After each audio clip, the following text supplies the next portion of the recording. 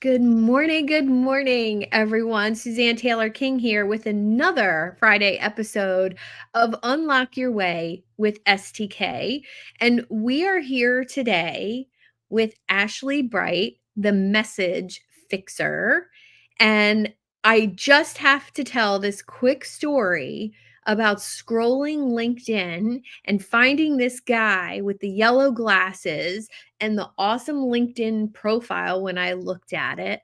And starting a conversation with you was one of the easiest connections I've ever made. So thanks for being you. Well, thank you. Thank you. It's wonderful when you feel comfortable enough with someone right up Yeah. front to be Yeah. you. And I think we should all strive for that, but it's not always easy. Yes. How did you get to this point before we get into what you do and how you do it? But how did you get to that point of confidence, finding your way to that?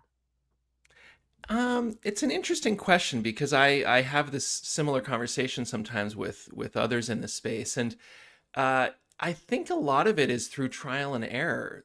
Mm, We don't just show up as ourselves. I know we wish we could, mhm, but it's often challenging, especially when you're in this business setting and you're online, you're in person, you're on video.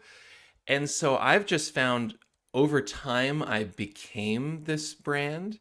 I mm, became this myself, if you will. I mean, mhm, quite honestly, I still feel like there is more of me that could come forward. I do find there are moments when I'm overthinking things, if you will. But I yeah, think, the sort of the unsexy, uninteresting answer is that it just took time to kind of keep at it and keep at it. I look at photos of myself on stage or in events from many years ago, and I didn't have the glasses yet, and I mhm, hadn't really figured certain things out, and it's still me, but it doesn't feel like me the way I feel now. So it's right, interesting. I said on that point, I said this to someone a couple weeks ago on a call. I was saying that I think in the past I showed up in a way that appeared to be very similar to what I am now in terms of open and approachable. But mhm, in retrospect, I feel like there was a bit of a facade there because I felt like that's the way I was supposed to be. Whereas now, I think through the years of being an entrepreneur and kind of growing into this, it's hard to see a distinction, but I know there's a distinction because now I feel like I'm truly showing up and mhm. being authentic to who I am versus feeling like, well, I kind of think I'm supposed to be this way, I'm supposed to be that or this. So there's an authenticity that again takes time to get to. Yeah, I love that because as you grow as an entrepreneur, I think you become more comfortable being uncomfortable, if that makes sense. It So if does. something challenges you or I have many clients who are nervous about video or Mm. doing a live conversation like this can make some people like, "Oh, really? Can Oh, we do a that's a little retake? Wait, scary." wait, can I do that again? Yeah, no, you can't. You can't. We're live. We could edit it out in the on the future podcast episode, but It's out there in the I world. yeah, but I feel like organic conversations, I've always been good at that in real life, so why Hmm. not take that online and, show people how easy it is? And, I think connecting with others as yourself, the way you Hmm. do, and then your branding that now goes with your personality, I can see that as an evolutionary process for sure. Yes, I mean, as an entrepreneur, it's very common to have to do those things that are uncomfortable. Mhm. And the trick, and I won't say that I've mastered it by any means, but is being self-aware to kind of recognize those moments. And you want to prepare, you want to make sure you're ready as best you can, but there's also that element of unknown that you just kind of have to lean into it Yeah. and know that I think a lot of it comes down to intent. And so, like for myself, when I'm getting up on stage or getting on video, or for my clients when they're about to get up on stage, it often is this worry about me, like, oh, it's all about me, it's all Oh, about yeah. me. And I often try and change that focus to say, no, you're there to connect and add value. your intent is to engage and share something worthy or valuable to this group. And so I like to sort of have that mind shift to take it off of me and just say, hey, I'm just here to help. I'm here to share Mhm. some insight. And hopefully that over time starts to minimize that fear or anxiety around, at least in that type of a setting, that fear of like, oh my God, they're going to judge me. Oh, am I going to deliver value? Oh, they're not going to understand me. I'm going to imposter syndrome. Let's talk about that. That's a Mhm. whole other topic. But Yeah. yeah, so leaning in, and it's interesting because as confident as I sometimes I believe I come across Mhm. and I hope I come across, there's always that fear. There's always Yeah. that anxiety. And there's a quote that I've used in some of my workshops, and it's attributed to a whole bunch of different people, but essentially it says that professionals, it's not that they're able to eliminate the butterflies that you get, it's Mhm. just that they've trained them to fly in formation. Oh, that's good. And I've always loved that because I think it speaks to this idea of like you just get more familiar, more comfortable, you flex that muscle and it becomes Mhm. sort of normal. But Yeah. there's always those little that nervous energy and that kind of anxiety that you kind of just gotta get in formation, if you will. I love that because I'm remembering you instantly gave me a flashback to my very first paid speaking gig. Mhm. And I arrived there and saw the other speakers in the lineup, and they were all doctors. I was the only one that wasn't a doctor. And I thought it was a supplement conference, Mhm. and I was speaking about brain and positivity and all of that.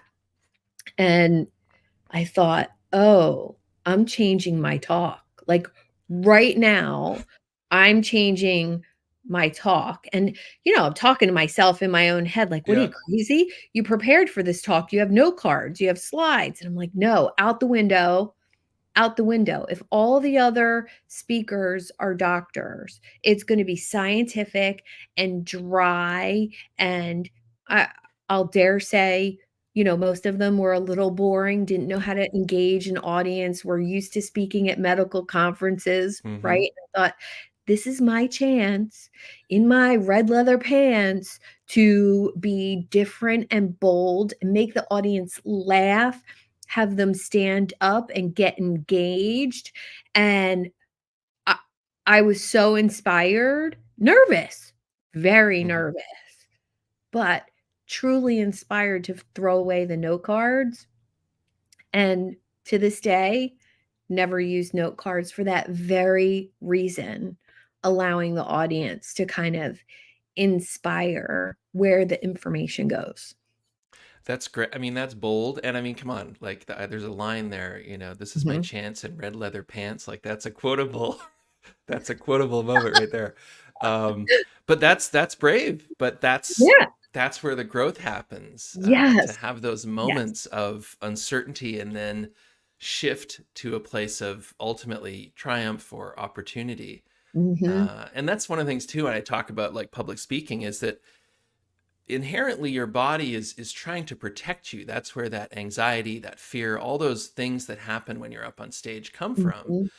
But the other side of it is that if you are to channel those into excitement about this opportunity to add Yeah. value or engage or get new customers or whatever that is for you, that becomes fuel. Mhm. And as long as you kind of own that, and again, it's mind shift. We've talked about this a couple times. That mindset change, because your body's going to give you that energy. You can have no coffee, having not slept for 3 days, and your body will. You'll be Yeah. wired because your body's like, you're all going to die. We need to run. So it gives you Mhm. all this energy, and you're like, all right, I acknowledge. Now I must channel this into being excited and Yes. engaged. Because the other thing is, and you know this, that your audience will mirror your behavior and the way you are showing up. And Yeah. so if you are there and you are excited and you are, whether you're doing this with your hands or not, they Mhm. will mirror that back to you. And so that confidence is so powerful. And I wonder, so now I'm curious about some of the things and I'd love your opinion on Hmm. this. Um, in the past, as a coach, I've been a coach for like 16 years. So obviously, I've had lots of coaching programs. I've had lots of offers out there in the world. My most successful offers have been the ones based on work I've done myself. And through some kind of introspection, I realize it's the way I sell it is different. I'm Mm. more excited about the transformations that I've achieved, and I want those for other people. And it's like an effortless sale. And I'm wondering if that has to do with the way the message is more personal because, you know, it was me that did it. And I see this for you too. Yeah, well, I saw this the other day actually. Sarah Blakely had it on a coffee mug in one of her Instagram photos, but it Hmm. said, "There is." I'm trying to remember it now. There, without pain, there is no story, and Yeah. it's very, important to think about that as it relates to what you just said. Whether you are talking about yourself in a program, whether you are talking about an experience you had and sharing that on stage, when it's something you've legitimately experienced and had that transformation. Hmm. And when we say pain, it varies for everybody, but the idea is that, maybe you were the red leather pants getting on stage, like that's a moment of fear and anxiety, and you feel it kind of in your gut. And then you transform through that experience to learn something and grow. And so it comes back to you authentically now as you share it, because you're not having to sort Yeah. of like, well, what are my bullet points and what are the things I need to hit? You're Hmm. just coming forward. And so I think whether you're talking about a story or you're talking about something that you're teaching, a methodology or a framework that's rooted in those experiences, that's where that authenticity comes from.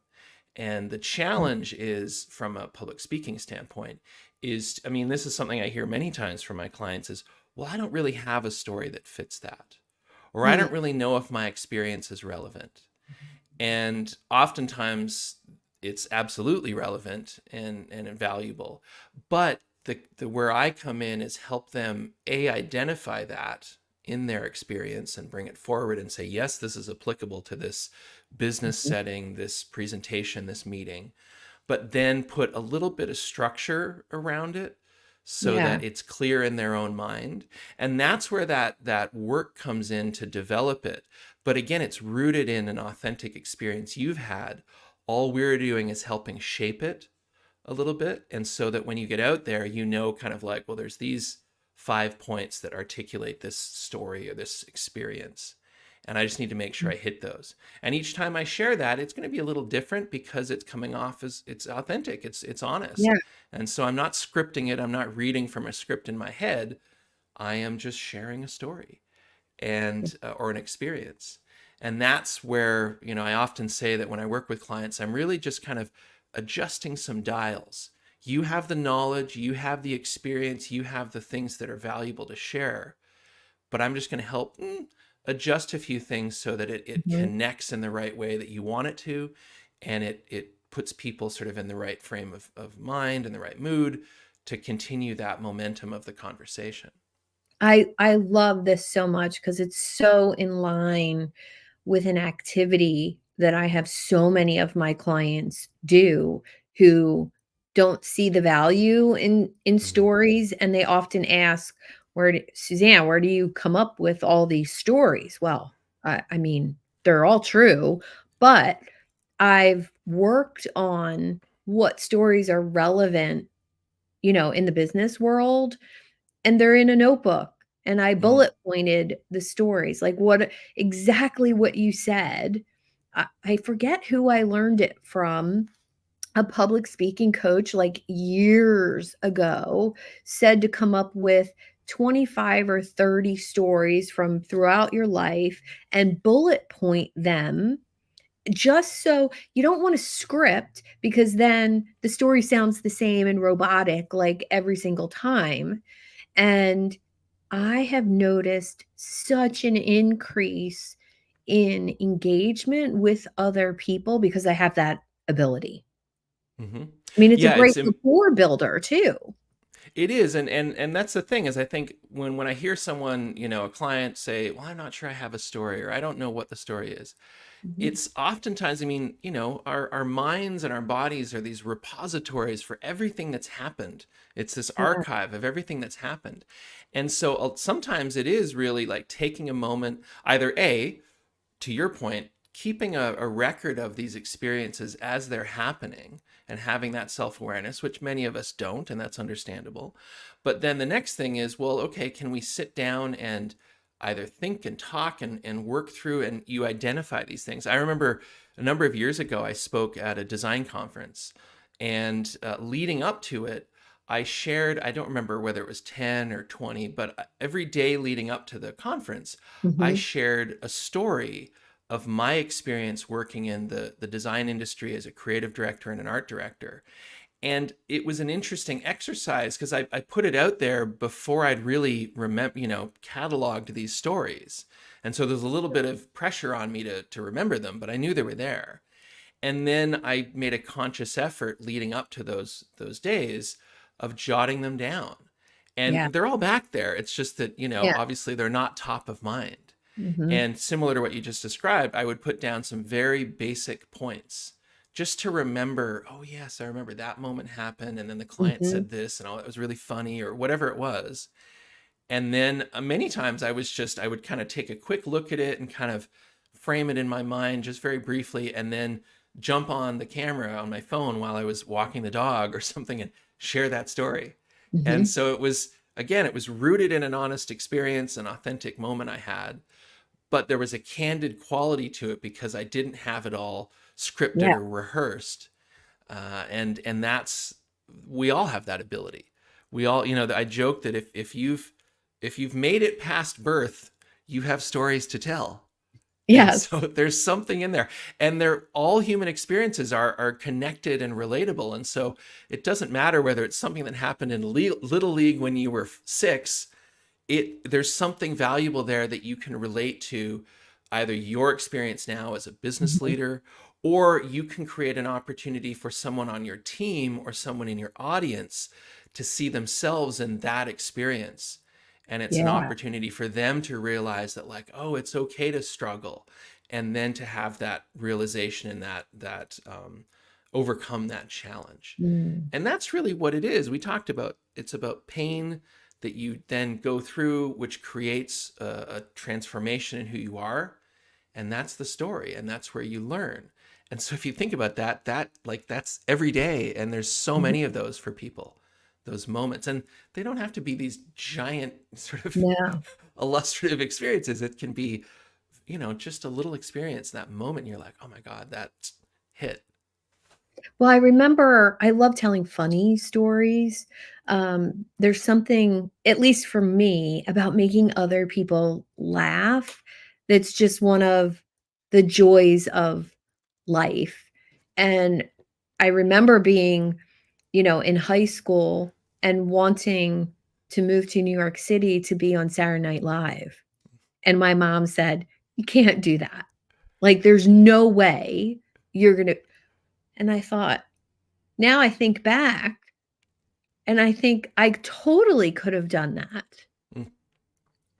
And there's a couple other really funny stories I have from my dental career, which I won't tell because they're really funny. And, some of them are off color. So, you can't you have to know when the right story is appropriate Mhm. and with the right person, right? And how do you determine that? If you're looking for a story to help with someone's leadership or thought leadership or online presence or getting them more speaking gigs even, how do you Mhm. find that story? Is it about connecting with the audience? What does that really look like in your process? Well, so one of the things that I always talk about when it comes to finding those stories, especially in that scenario I just mentioned, where someone says, "Well, I don't really know what stories I've got. I'm not sure what relates." Oftentimes, what I'll do is I'll say, "Well, let's go back to the first." And so Mm, that's a good place to start. And we talk about like people, places, nouns, experiences. And so if we start thinking about things like, the first day of college, or the first trip you went on, or a first date, or your first car when you got your driver's license. Like, those become rich territory to start to mine Mhm. stories. And this, at this point, these may not be applicable yet, but the idea is you're starting to remember those moments. Oh God, I remember that. In fact, as I said, getting your first your car and your license, I'm Me too. remembering Me I'm all of a too. sudden remembering a story of learning to drive a Yes. manual car, Hmm. and blowing 5 stoplights at an intersection where everyone could see me. My friends were in the back of the car, and it Hmm. was incredibly embarrassing. But like, that was a long time ago, and I always remember that. Yeah. But so part of the process is first of all identifying those, and so I often say find those first. Whatever those are, that becomes rich territory. And then from there, to your point, you kind of jot them down, and it can be just very quick. Hmm. And then what you're doing is you'll start to, and I find this with my clients, through that natural kind of curiosity that I have in asking questions, you can tell certain stories kind of rise to the top in terms of that impact they had on the Hmm. client or the person you're speaking with. And so you start to, oh, those three right there, those feel like they're, and from there you can then start to connect. So Yeah. for example, if a client is, in a leadership position, and I kind of touched on this before, but oftentimes in those positions, you're talking about overcoming a challenge, adopting a new protocol in the way we run the organization, or learning new skills, or dealing in the face of what might be considered failure. We launched something, it didn't work. We're all feeling the downside of that, and we're kind of down on ourselves as a group or an organization. Right, those things, you can all connect that to an experience that you had in those stories, because Hmm. they're all, whether you're talking about a business setting and a company and a professional moment, it's still rooted in, like, well, failure, frustration, fear, anxiety, uncertainty. Well, all of those things can be related to learning to play t-ball as a little kid, learning to ride a bike, a Yeah. first date, or learning to drive a standard vehicle. That moment of I felt a little bit like I was on stage. I'm in a public setting, there's people around the intersection watching this, there's people Hmm. behind honking at me, my friends are in the back of the car laughing, and I'm just Yeah. desperately trying to get the clutch gas, clutch gas, clutch gas as the lights keep changing. And so I that's can feel that story because that happened to me too. And absolutely, you know that and common. right there is the power of an Yeah. authentic experience story, Hmm. is that other people, whether they can directly go, oh my God, I know exactly what you mean in terms of learning to drive a standard car, Hmm. or they can relate it to something else where they're just like, because that feeling comes up, and it's the kind of that, it's sort of this energy from within where you're like, oh my God, I Yeah. remember that was so embarrassing, or I that was so remember my dad funny. yelling at me to feel the car, feel the engine. And I'm like, And you were "What probably at that moment, as I'm sure I was, in your head thinking very logically, okay, gas, uh-huh. clutch, glass, like there wasn't any feeling or No, intuition, it there was was just no very feeling. intellectual. Yes, Yes. yes. Yes. And I love that. I love the commonality of that. So stories that could make your audience or your readers feel like, "Ooh, me too. I resonate with that." What other kind of stories should we tell? Well, I mean, there's stories are this broad category, because I mentioned uncertainty and fear and overcoming anxiety, and Mhm. those are kind of the moments, or the feelings that you have. But the story that related to that, or created that feeling, as you said, those can come from all over the place. So it's a little hard to kind of say what type of a story would be the right fit. Now, Mhm. sorry, going back to your original question, it just kind of popped back in my head. Mhm. You have to be aware, obviously, of your audience and the setting and the context. Mm. And oftentimes when we're talking about leadership, there's value and real importance to building trust with your audience, being transparent. and having a level of vulnerability, because that's where you're going to let, as you just had that experience where you were Mhm. feeling, you're remembering that moment that you had learning to drive, and it was related to what I was sharing. And so it's important to find that connection. But obviously, in a position of leadership in a professional setting, you don't want it to be too much. You Mhm. don't want it to be sort of an overshare or a Debbie Downer moment, right? And so, again, that's, it doesn't mean that you can't use a whole variety of different stories and experiences you've had. It just might be the level of detail that you go to. And so I'm not going to share the story, but I'll share the moment. I was on a call the other day. I'm part of a group called the Iron Tribe, Mhm. and it's a group of men. We meet every Wednesday on a call, and it's very much about sharing kind of those universal experiences, those challenges, uncertainties, things like that. And I was in a breakout room with two people, and I was very candid about something that was going on that day, something I was feeling, something that was really kind of weighing me down. And I shared, very particular, very specific details with them. And then when we got out of the break room, the group, one of the people in that said, "Well, Ashley shared something that was really, I think, really valuable to, if everyone, Ashley, if you're willing to share it with the group." And so Mhm. I reshared it, Uh-huh. but I did it in a way that I wasn't giving away too much, but I was giving Mhm. away the essence of the learning from Mhm. that. And so I thought it was a good kind of on the fly example. And it was self-preservation because I was, it was something Yeah. personal to me. But I think it's a great way to think about how you can share a story in a leadership setting and just be aware that, like, okay, I know I don't want to go too far. And that's why it's important to do the exercises that I've talked about and that you've talked about, where it's like recording the stories, jotting down some key moments, and then if Mm. you are thinking about, hey, I think this might be applicable to this presentation I'm going to give or this meeting I'm going to run. It's Yeah. important to kind of vet that a little bit with yourself, just kind of make sure, because you don't, people that are sort of off the cuff and share a story, there's a couple problems. One, if you don't structure it the right way, it just doesn't really connect. So Mhm. that's problematic. But then if you haven't shared it before, you haven't really done a little work, you got to be careful. But you might get caught up in it, and it can like do the opposite of what you want. And Yeah. people go, "Ooh, that was uncomfortable. I'm not sure if I want to be in this room right Yeah. now." Well, And we've that's all what you been want to through that. avoid. We've all Yes. been through, whether it's virtually or in person, somebody taking too long to tell a story, somebody not getting to the point of the story, like, how does that relate to what we were talking about? Yes. Or oversharing in a business situation. And so all of those things can be solved with a little bit of practice and self-awareness, that self-awareness piece. And I think Hmm. that's one of the hardest things to do as an entrepreneur is, be outside of yourself and really look at what you're doing and look at how you're sharing and what you're saying. Hmm. How do you recommend getting better at that?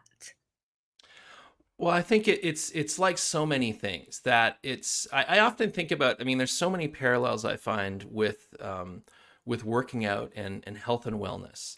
And when I say parallels, I mean with being an entrepreneur, being a Mhm. leader, etc. And a lot of that comes down to, as you're working out, you're learning a new exercise, Mm. let's say. And so it may be that, like, first of all, you identify, like, well, I really want to improve X.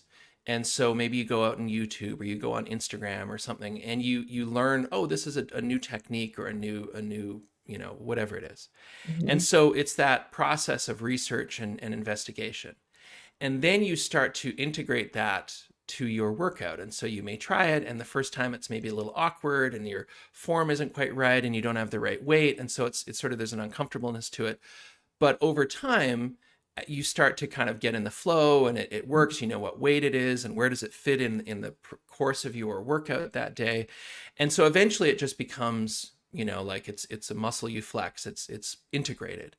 And I think that's very true of so many things in Mhm. business and in life. But I think especially when it comes to public speaking, communication, storytelling, it's that process of saying, okay, here's what I'm trying to get to. I've got this moment on stage. I'm going to be on this video. I'm going to be interviewed, and I need to have some things to share. And so going back to that process, like identify it. Okay, those are some interesting stories. Oh, these ones really kind of rise to the top for whatever reason. I feel them. And then similar to what I just described with the working out, okay, we're going to, first of all, identify it. We're going to start to integrate it. And so we'll do a little sort of practicing and rehearsing and kind of we'll share that story. Da da da da da. Okay, here's some ways we can tweak this and adjust this. And we don't need a lot of that setup. I think it's unnecessary. And this is where I'm coming in. I'm being that coach. I'm being that person that's helping kind of bounce those ideas for my clients. And what we're doing through that process is getting to kind of the clarity of that story. Like, what are the most important points? Because one of the things when we talk about stories is you need to have an authentic emotion. You need to have specific details. You need to have a moment in time. And the reason you have those things is because the authentic emotion is obviously something that you want your audience to feel. Just the way you could feel that moment of learning to drive that I just described. You could feel that. And so that's where that authentic emotion comes in.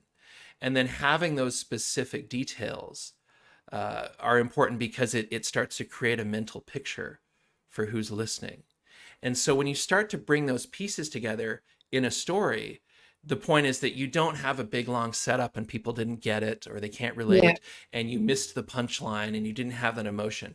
But through this process, the idea is like we hit on those really succinctly so that you know, and this is where I was actually in a workshop with a friend of mine last week, and we were talking about comedians when they go up on stage or when they're writing their routine.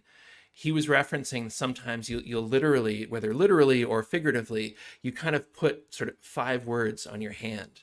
And those are kind of your triggers to remember that story or that punchline or that arc of the show.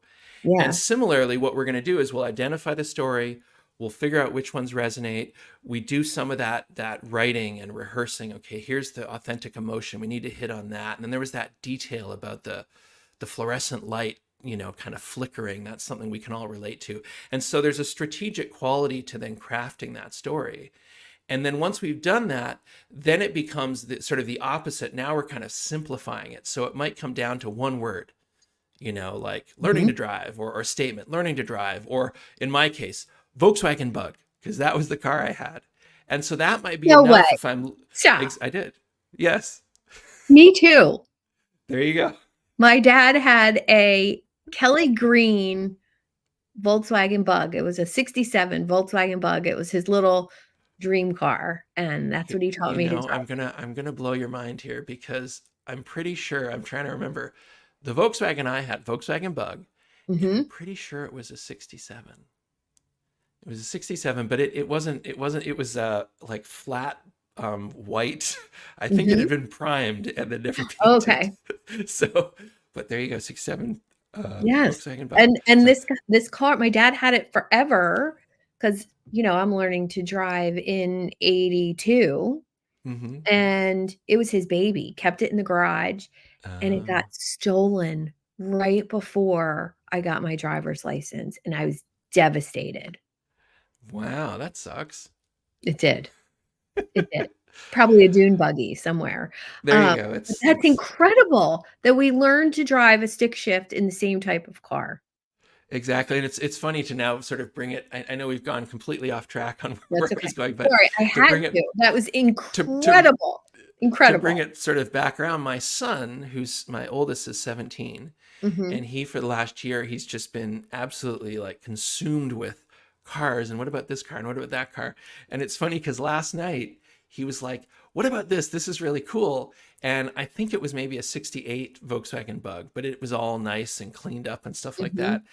And I said, I love it, but it's a tin can. You cannot get that car. Because of course now versus, in the 80s when we were learning to drive, vehicles are much bigger now. And so the idea of getting a Volkswagen Bug, especially for my son, well, I might be able to let him get away with it, but my wife, no way. That thing needs airbags. It needs anti-lock brakes. It needs all of those things. Yes. I could at least say, hey, we didn't know any better. These things didn't exist. You just drove whatever you had. Was there even seatbelts? I'm not sure. I'm pretty sure there were seatbelts, but that was Okay, there about the was. extent of it. There was, there was, Yeah. I don't even think it had like headrests for the back of your head when you were driving. So, No, no. And you know what I love about this commonality of stories is this is a perfect example of how stories can connect people. mm, Like I already knew I absolutely. liked you and I already knew we had rapport, but now to find a thread that's similar between that and you can do that with an audience, that's absolutely incredible testament to what you do. Thank you. And that's, I mean, right there, as you highlighted, that is the Mhm. power of Yeah. having those moments. And that's why, you know, I've in the past, I've taught, if I've done a few talks on mastering the art of conversation. And Hmm. so, for example, in networking events and business settings where you're not up on stage, you're not the focus of attention, and doing exactly what we just did, where if you go in and the first thing is like, well, what do you do? You know, what's your business? What's your Oh. industry? Like Mm. everyone's talking about that. But if Mhm. you go in and say something like, you know, wow, nice to meet you, like, what have you been working on this week? Or what's got you excited about, you know, what's going on in the world? Or even like, you know, hey, I just got here. Like, was there a good talk? Like, what talk did you like? What's because what you're doing is you're now making it not, you know, you're not coming in for the pitch slap, you know, Right, like trying to sell something. You're not coming in right. with the scripted kind of like, you know, upsell, or the boring, oh, I'm a, you know, I do this. Mhm. But you're actually creating a moment where you guys can engage on something outside of that Yeah. and learn something about them. When they, you know, the example of like, well, I got here late. Like, what talks have you seen? What resonated? Oh, and you've immediately learned something about that individual. And Mhm. you maybe, as we just had here, there's an opportunity to connect. You know, they mentioned something, you're like, oh my God, I just did that last week. Like I've never done it before. But and Mhm. now you're having a whole conversation, and you're not talking about, you know, what do you guys do and what's your Right. industry and no no no. So yeah, there you go. That's the on the fly, the power I of love it. storytelling and authenticity and connecting. I love it. And, my final question, which is related to storytelling, um, having different versions of a story, Hmm. whether it's, short, medium, long, more detailed, more emotional, what does that look like from your opinion? So it's I've described this process in a very few different ways, but you know, you've identified the story, you've started to kind of write it out and craft it and figure out what works and what doesn't, and then you go into a process of what I often it's just bullet pointing it. Mm, And so from that, you then go into the next stage, which is starting to think about, okay, if I have 30 seconds, what's that story? If I have 3 minutes, what's that story? And it's about that level of detail and maybe how you set it up. And it's just as I described with the working out, it's sort of identifying it, integrating it, and then kind of fine tuning it, if yeah, you will. And that's really important for, you know, I just sort of talked about pitch slapping and things like that, but having that sort of quote unquote elevator pitch. Can you, you know, so when someone says, hey, hey, Bob, can you come in? We got like, you know, I've got such and such here. I just thought he should meet you, you know, boom. Can you share the most valuable part in 30 seconds?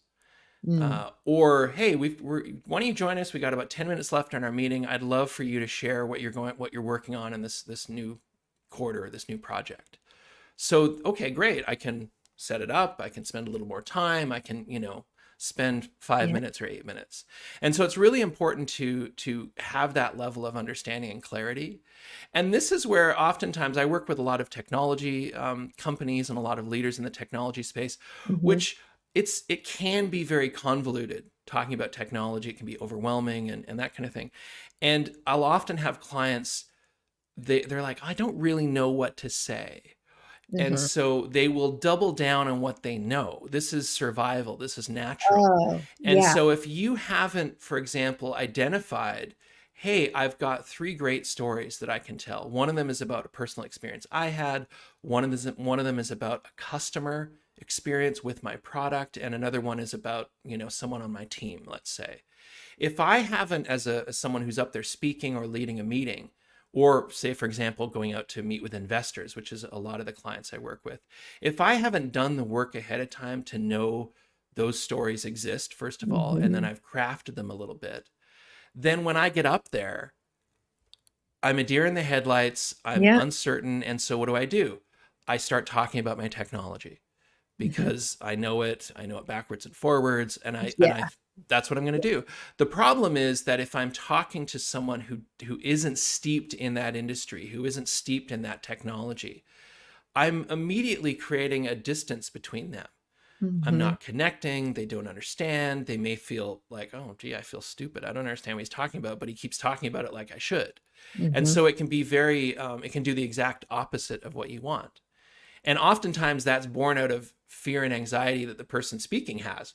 God, Yeah. it's sort of this weird sort of escalation where you're saying, I don't feel like it's resonating with them. Maybe I need to give them more detail. Yeah, Meanwhile, the person let me listening, use more me, jargon. meanwhile, the person Yeah. listening is going, I don't really understand. I feel kind of stupid. I Uh-huh. don't get it. Like I need to back away from this conversation or this Yeah. experience. And Yeah. so my point is that if you have done the work to say, well, I know that these three stories resonate, Mhm. then I know how to share them in a 30-second, a 2-minute, whatever. That's where that confidence comes in, because now I can get up there and I know, hey, if someone asks a question, I can share the story of a customer and how they benefited. If someone has a question about my um, commitment to this company or this purpose or what I'm talking about, I can share that story that I had from Little League where I learned this valuable lesson, and that's what set me on the course to start this company. Mhm. Those are the things that are going to start to build your confidence and allow you to come across confidently and authoritatively, but also connect and build trust with your listener. And I Yeah. often say that listener because they could be on video, they could be on a podcast, they could be out in a vast audience, a sea of people. But that's the key, is being able to articulate it in a way that you know it, they can feel it. It helps move your conversation further down the road in terms of your goal Yeah. for that conversation. And sorry, I've lost the train of thought on where the original question was, but Well, that's it's so good. the goal there in terms of how you integrate the stories and the value of that preparation, that work. I referred to them on a past call with someone. I said strategic storytelling, and one of the listeners commented. They said, strategic storytelling sounds like it's maybe a little contrived. And I said, well, it's not. The story is still rooted in an authentic experience, so it's not a false story or a made up story, Right. but there is a strategic element to it. And I would argue that, we think of strategy in business, Mhm. so it's obviously got a real applicable there. But I would argue that any good storyteller, your uncle sitting around a campfire telling you a story, they have, in their own way, made it a strategic story because they've probably told it a number of times. And each time they know, to your point, like that's the line that makes everyone laugh. Mhm. That's the line that makes everyone go, oh my God, I had that experience too.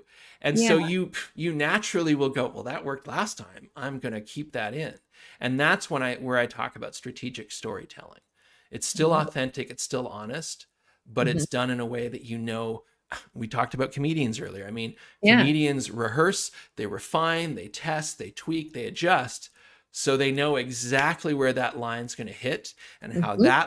that laugh moment relates to the next moment, and they build up momentum. And the really great ones will then tie it back, 20 minutes later to something that happened in the beginning, and Mhm. that gets the biggest laugh of all because they've tied the whole thing together. Yeah. And I love when that happens so much. I told a story, it was a month or so ago at a networking event. I was the speaker, and I only had 8 minutes. yeah, So, I basically take my hour-long talk and condense it into, 5 minutes, right? And then I finish with a story that encompasses the 3 things I was talking about. And it's really funny, and I started to notice it's probably the 4th or 5th time I've told that story publicly, Hmm. and I started to notice the line that gets the laugh. Like, it's not the whole story is funny, but there's a line where I say something in the story, and that's when everybody smiles and Yep. laughs. So what if I started with that line and then told the story, and it worked just beautifully, beautifully. And it was all from just practice and trying it, and, oh, that's the thing that's Yeah. funny. I So, mean, I love your we're talking about business mhm, and businesses, there's optimization, yeah, right? And there's optimization in all facets of mhm, what you're doing, and there's optimization or strategic storytelling in the way you share something. yeah, Because if you know it's a great story and you share it and it kind of doesn't really resonate and it doesn't get the effect you wanted, then mhm, okay, just like everything else in business, there's an opportunity to, okay, let's refine. And to your example, it's like, okay, let's move this line here and I'll try mhm, that. Oh, that hit. yeah, Okay, so I know that there's something there. It's interesting you said that you kind of took a longer format and condensed it. I was mhm, on a call the other day with a potential client, and she was sharing that there's a talk she gave, and it's a particular format which I've presented with called the Ignite format. mhm, And essentially it's a 5 minute, I think it's 20 slides, and each slide is 15 seconds or something like that. But the idea is that you don't control the slides advancing, they advance automatically, and you're oh, now taking and you're having okay, to then kind of just okay, roll with it. And so the ability to really have a well crafted and well timed delivery is important. mhm, And what was interesting, so going through this process is a challenge. I did exactly the same thing for a talk I gave in April, where I took a 45-minute talk and condensed it down to this 5 minutes with this format. And it very much was like a comedy routine to an extent, because each line really has to matter, because I don't have any wasted, I can't sort of yes, add an extra minute or so. yes, And what was interesting, this is going back, so she went through this process for herself and said, it's the best version of the mm, talk I've delivered. And I think it's wow, because it forced her, and it forced me in my experience, to strip away anything that wasn't really critical. And so you mhm, got right down to like, well, this is the line that gets mm, the laugh. This is the line that gets the cry. This is the line that gets them clapping, or whatever it is. yeah, And it's a great metaphor, a great way to think about, as we talked about many times, storytelling or communication in general. That, mhm, I could tell you the whole story of the Learning to Drive manual. I could tell that 10 different ways. And each way I tell it's going to resonate in a different way. And so I'm naturally going to want to kind of like figure out the right one, the most succinct, the one that hits the right way. And that's the one I will continue to share. yeah, And so that's really that power of learning to tell stories strategically and learning to optimize those in a way that really helps just build that trust, get those moments of engagement, have that feeling at the right moment. yeah, And the other thing I say is that oftentimes the presentation, the story, whatever you're sharing, is a stepping stone to something more that you want to do. So in mhm, many cases with my clients, they're looking to get investment so they can create the oh, product, build the company, and ultimately have it go out in the market and have an impact. And so to me, it's like this is a stepping stone. I want to get up on stage and share this, and I want to be able to get the result of a new customer, an investment, a partnership, whatever. mhm, And so that's very much why, it is strategic. yeah, It's all a piece of the strategic offering in order to get to my goal. And for me, one of the things I love about working with many of the clients that I do is they're doing really interesting things that are bringing a lot of real value and positive impact to the community and to the world, whether it's through a product or through a service.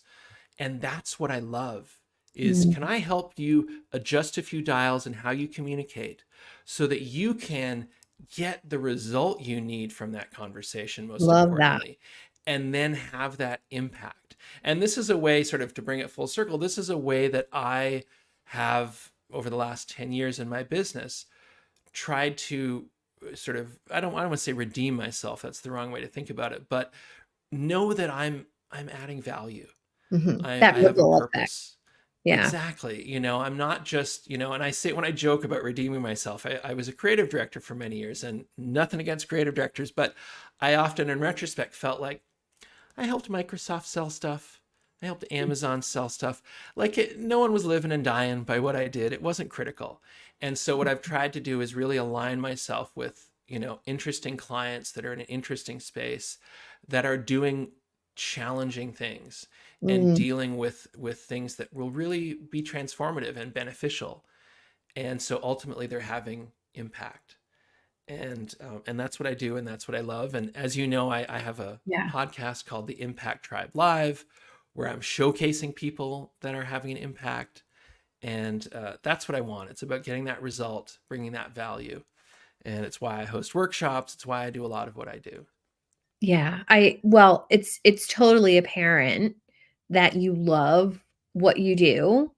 And through this conversation, I now have such a clear picture, even more than before, of what you do and how you do it and why you do it, which that's what you want when you're Mm-hmm. having a conversation or you're on a podcast or you're delivering a talk. That's what you want. And thank you for that. Thank you for being so good at that piece of it. Now, Well, I was going to last say thing I thank you will. for the Oh, opportunity, first of all. you're so welcome. You're I so welcome. appreciate it. You're so welcome. Uh, I'd love to know your favorite client story. Oh, wow. Well, so I had a client a number of years ago, very typical for me. And he was or is an individual, very, very smart, very technically savvy. And he had, this was his third company that he was building. He'd been quite successful by all measures. And he was working in a space that was technology, but it related to the healthcare field. Mhm, And what was really interesting is he was having a lot of the classic challenges where he knew his technology, he knew his business, he knew his industry, but he was struggling to get engagement from mhm. the investors that he needed. And he'd been at it for 5, 6 months, doing kind of the rounds, trying to get investment. And we met, fortunately, and started chatting. And he already had a presentation, he had all these things put together. And what we did was we worked together to do a lot of what I just described, helping him clarify some really key stories, helping him Mhm. also simplify a lot of the messages and things he was communicating. Because in this case, he was pitching to angel investors versus institutional investors. Okay. And so for them, it's much more of a human experience. They Yeah, want to an understand emotional the buy-in. technology. Yeah. Exactly. And we were able to sort of fine tune some things, adjust some things. We did a lot of what I've just talked about over the last hour. And I was so proud of the fact, because he's a great guy, and he was working on this because it was a technology and a platform that was going to directly benefit his own parents Yeah. and 20 million plus people that were exactly in the same situation. And Wow. so it was not only valuable and a great business opportunity for investors, but it was very much rooted in a personal Mhm. experience and helping his family and that kind of thing. And so through that process of helping him refine these things, within 2 weeks of us kind of completing the work that we were doing on this, he went out, presented it, and he got $250,000 investment. And Amazing. that was after 6 months of struggling. Within 2 weeks, he got that. And so I've had, fortunately, I've had other clients that have had similar experiences and breakthroughs, which I'm so proud of. But that was one in particular because he was just a very interesting character, and Mhm. what he was doing and his parents and the whole thing. And I just love that it was, within two Yeah. weeks he got it. And that was the money he needed to hire some key people to start to build out the platform. And as I said earlier, it led to then that product coming into Beautiful. market and having the impact that he wanted to have. And that to me is the arc that I love, Mhm. and not only did he get that funding and create this product, but now he has that skill set to be able to identify those stories and share it in the right way and get that engagement from people. So Beautiful. there you go. Love it. Love Thank it. you. How Thank can you. my listeners get in touch with you? So I'm on all the platforms. Search for the hashtag the message fixer. So I'm on LinkedIn, I'm on YouTube, I'm all those places. Mhm. YouTube, you can go and learn. There's lots of tutorials and tips and videos there. They're great, by the Um, way. thank you, thank you. I also I'm going to be I host workshops probably every month on different Mhm. topics. Oh, does that I've mean that got one coming up. you'd wanna host a workshop for my community? I would love to do that. I'm all Mm, about more people, the better. We I all love need to it. learn how to communicate, and Yes. so I'm actually hosting a workshop next week on the 24th, Mhm. which is available if you go to my website, themessagefixer.com. It's right there on the homepage. And I would love it. Anyone who wants to jump in, please do. But I host them every month, and different topics: storytelling, overcoming resistance, stage fright, how to craft a story, things like that. And I just get absolutely jazzed Yeah. seeing that, and I know we're getting close to our time here. I guess this is good. We didn't have to cut it early.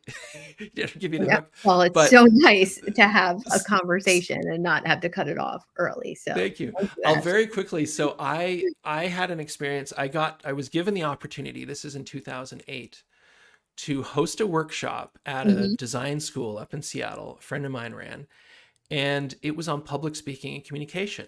I'd never taught that topic before. In fact, I'd never mhm. taught before, Oh, and I remember in that moment, first of all, I had to learn, I had to reverse engineer a lot of what I did intuitively in order mhm. to be able to share it with, Mm, with the group. And I'll never forget seeing that. It was like the light bulb went off for the participants in the workshop, because suddenly they were seeing clarity of how they could share an mhm, idea, how they could overcome an obstacle that was in the way of their idea. And these were individuals from all different industries, all different levels within their organizations. And that was a long time ago. And that planted that seed that, like, wow, I love this. Seeing that transformation happen, seeing that empowerment happen. And mhm. that's fueled me to this day, through all the challenges of being an entrepreneur. But that's Yeah. fueled me to this day, is seeing that aha moment for people where they kind of Mhm. transform and get that clarity. So Yeah, I love it. Well, thank you so much. I appreciate the stories and the tips and all the juicy nuggets that you dropped on how we can be better at telling stories and sharing stories that are relevant to our business. It's so, so important. Entrepreneurs do that and be that and stand in that. So thank you for doing what you do. And thanks for being here today. well, thank you. Thank you. I really appreciate it. And I love your energy. I mean, when we had our first connection call, it was evident No. there was no uncomfortable pauses. Yeah. And so I appreciate you inviting me back to share this with your audience. And I appreciate you and I appreciate them. And so thank you again for the opportunity. You're so welcome. It's such a powerful reminder that when you're reaching out to people for connection, for referral partners, for potential clients, whatever reason you're reaching out to people, trust your gut, be yourself, and just do it. And sometimes you get lucky and meet an Ashley, and you learn to drive in the same car. Just Yeah, saying. there you go. I love it. I love Just it. 1967 Volkswagen Bug for yeah, the win. for the win. I'm gonna go see if I can find a picture of that car right now, and I'll send it to you. Have a great Awesome. day, everyone, and Ashley, thanks again so much for joining me. Definitely. Thank you.